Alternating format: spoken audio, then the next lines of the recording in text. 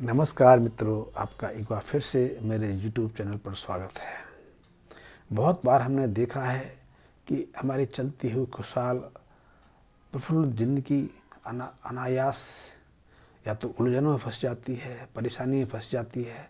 हमारे जीवन में नाना प्रकार की विघ्न बाधाएं खड़ी होने लगती हैं। जैसे कि हमारा रोजगार चल रहा है, बिजनेस चल रहा है, अच्छे से चल रहा है, फिर अचानक उसमें रुकावट आ जाती हैं, व्यापार घाटे में जाने लगता है, हमें नुकसान पर नुकसान होने लगते हैं, या फिर हमारा पूरा परिवार खुशी प्रसन्नता से एकजुट होकर रह रहा है, फिर अनायास परिवार बिखरने लगता है, टूटने लगता है, मनमुटाव होने लगते हैं, लड़ाई झगड़े नित्य की क्रियाएं बन जाते हैं। कभी कभी तो नित्य के ये झगड़े भीषण रूप धारण कर लेते हैं, मुकदमेबाजी में बदल जाते हैं। जेल, थाना, कोर्ट कचहरी यही हमारी ज़िंदगी बन जाती है।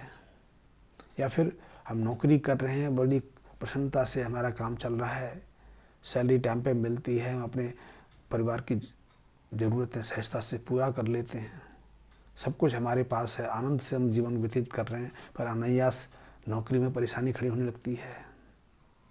झूठे हम आरोप लग जाते हैं, या ऐसे स्थान पर ट्रांसफ़र हो जाता है वहाँ जाना नहीं चाहते हैं कि पूरा परिवार तो हमने इस शहर में स्थापित कर लिया, मकान बना लिया, बच्चों का एडमिशन हो गए, बच्चे स्कूल कॉलेज जाने लगे, फिर अनायास हमारा ऐसा जगह ऑपरेशन ट्रांसफ़र हो जाता है कि वहाँ जाना नहीं चाहते। हमारे लिए मुसीबत खड़ी हो जाती है कि हम इस उम्र में बच्चों को कहाँ छोड़ें, या घर में यदि लड़की सयानी है, पत्नी है, बच्चे हैं, तो उनको छोड़ के हम कैसे इतनी दूर नौकरी करें।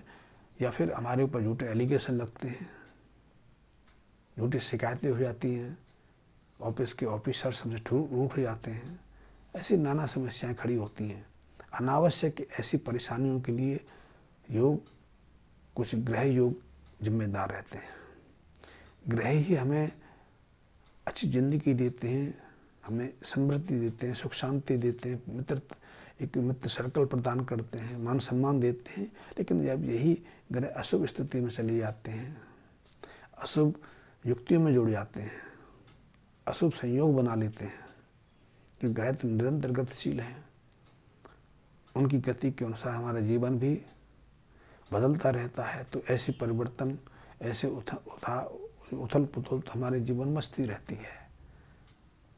तो ऐसे जीवन में अनायास जो प्रतिकूल स्थितियाँ बन जाती हैं, उनके लिए कुछ ग्रह जिम्मेदार रहते हैं। जैसे कि अनायास हमारे जीवन में राहु की अशुभता बढ़ जाए, या शनि अपने मंद प्रभाव, अशुभ प्रभाव देने लग जाएं, या केतु प्रबल बन जाए, मंगल शनि का संयोग बन जाए, केतु मंगल का एक दूसरे के साथ मिलन हो जाए। ऐसी कई ग्रह स्थितियाँ हैं जो हमारे जीवन में अनायास उथल पुथल मचा देती हैं, और इनके कारण, इनके पीछे कुछ ऐसे कारण होते हैं जिसके लिए हम स्वयं जिम्मेदार रहते हैं।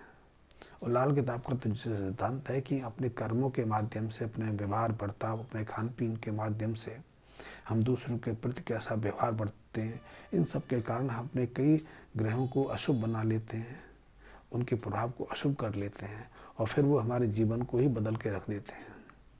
जैसे कि अनायास हम अपने मकान की रिपेयरिंग कराने लग जाते हैं, हम छत बदल देते हैं, दीवारें खड़ी रहने देते हैं, या हम किसी दीवार का प्लास्टर तोड़वा के दोबारा कराने लगते हैं, प्लास्टर की जगह हम मार्बल लगवाने लग जाते हैं।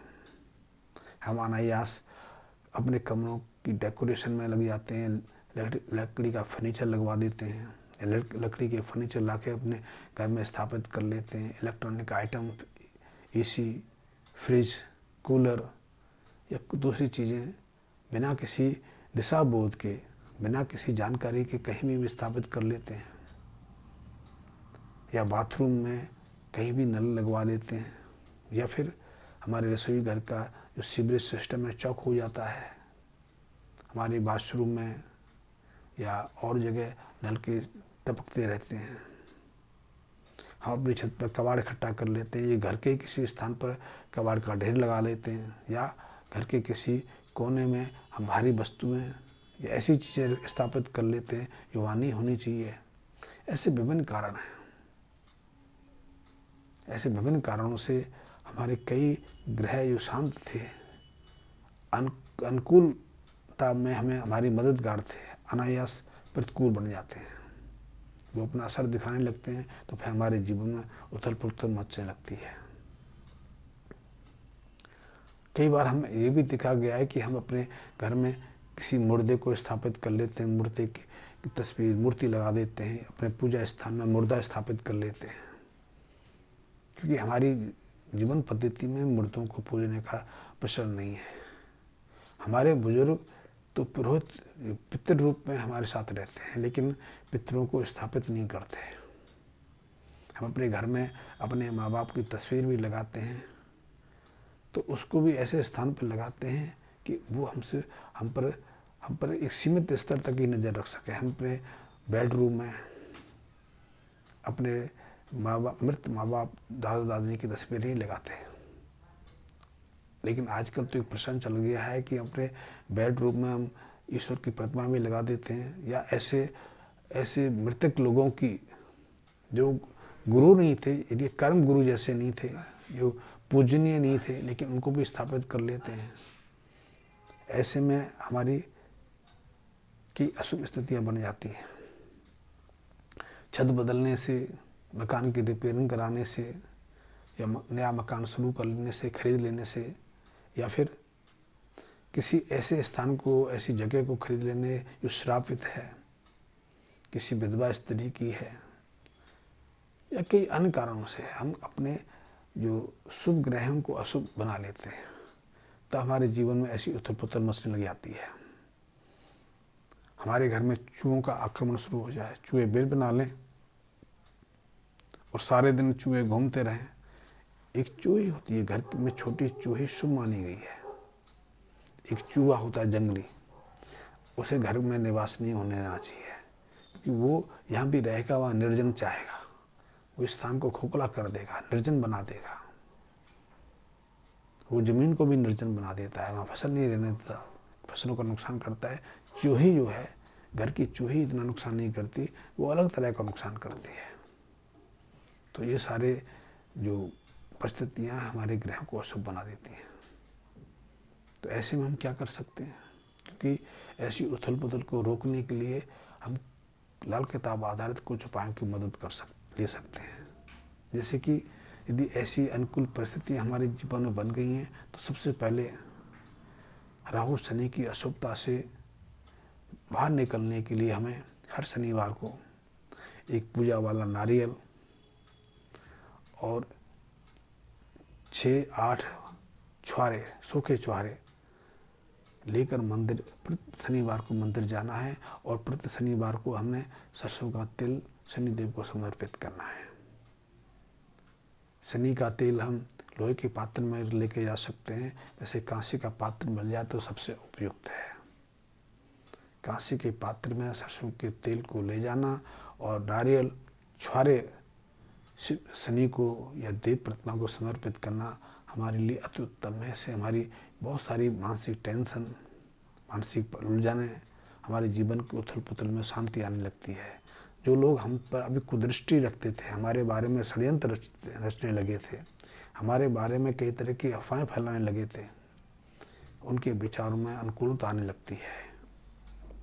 तो इस उपाय को कर सकते हैं। इसके अलावा 43 मंगलवार, मैं हर मंगलवार की बात कर रहा हूँ, मैं हर रोज़ की बात नहीं कर रहा।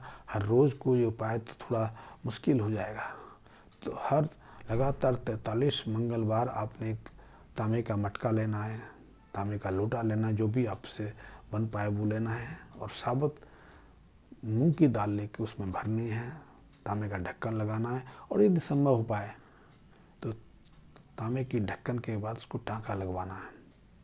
आज टाँका लगवाना हर जगह सहजता से उपलब्ध नहीं है, क्योंकि अब वो प्रथाएं समाप्त हो गई।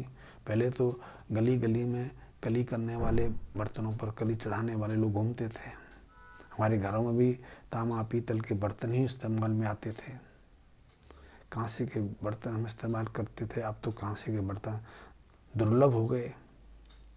तांबे को, पीतल को तो हम घृणा की दृष्टि से देने लगें, और हम तत्काल यदि कोई हमारे घर में तांबे का पीतल का बर्तन में निकल आता है तो हम कहते हैं इसको बेचो, स्टील का लेके आओ। वैसे अब स्टील की जगह तो बोन चाइना के बर्तन आने लगे हैं, क्ले चाइना के बर्तन आने लगे हैं। वो टूट जाते हैं तो भी चलता रहता है, क्रैक हो जाए तो भी हम चलाते रहते हैं, लेकिन ये अशुभ है। ये हमें थोड़े दिन के लिए तो कुछ सुख संतोष दे सकता है, लेकिन दीर्घकालिक रूप देखें तो ये हमारे लिए अशुभ हैं। हमारे जीवन में कई तरह के उथल पुथल के कारक बनते हैं। तो हमें दूसरे उपाय के रूप में तांबे का बर्तन लेना है, और तांबे के बर्तन में साबुत मूंग भर के उसे जल प्रवाह करना है। इसके अलावा आप 11 पत्ते, या तो जो पलाश होती है उसके, यदि पलाश नहीं तो पीपल के 11 पत्ते लेके उनको दूध से धो के आप वीरान स्थान पे को दबा सकते हैं। ऐसे स्थान पर दबा सकते हैं यहाँ सामान्यतः कूड़ा कचरा ना फेंका जा, वो आपके लिए बहुत उपयोगी है, बहुत महत्वपूर्ण है। उस उपाय से आपके जीवन की जो उथल पुथल है वो शांत होती चली जाती है। आप एक उपाय और कर सकते हैं कि जो सफ़ेद मार्बल होता है, सफ़ेद मार्बल की जगह आप उपल ले सकते हैं। उपल सस्ता 100-200 रुपये के मिल जाते हैं। तो आप 10 उपल लेके, किसी भी वजन के हो सकते हैं, उन उपल को गंगा जल से धो के आप किसी जल स्रोत में प्रभावित कर सकते हैं। उपाय भी आपके लिए बहुत महत्वपूर्ण है। और इन सबसे अपने घर में एक नारियल ला के उसे आप मिट्टी के पात्र में जल भर के अपने घर स्थापित करें, जिसको घट स्थापित करना कहते हैं। आप इसको अपने मंदिर में रख सकते हैं, अपने ऑफिस में रख सकते हैं, और अपने घर के डाइनिंग रूम में रख सकते हैं। आप ये उपाय करिए, आपके जीवन की जो उथल पुथल है, जो कष्ट हैं, जो हलचल है, जिसने आपको, आपके परिवार को परेशान कर दिया है, मात्र इन छोटे छोटे उपायों से उन सब से आपको मुक्ति मिल जाएगी। आपका जीवन फिर से जैसे पहले चलता था स्मूथ, जैसे पहले आप आनंद से थे, प्रसन्न थे, चिंता रहित थे, नई योजनाएं बनाते थे आगे बढ़ने की, घूमने की। आपका ज़्यादातर समय प्रसन्नता के मूड में घर के सदस्यों के साथ व्यतीत होता था। फिर वो स्थिति आपकी बनने लगेगी। आप ये छोटे छोटे उपाय करके देखिए। धन्यवाद मित्रों।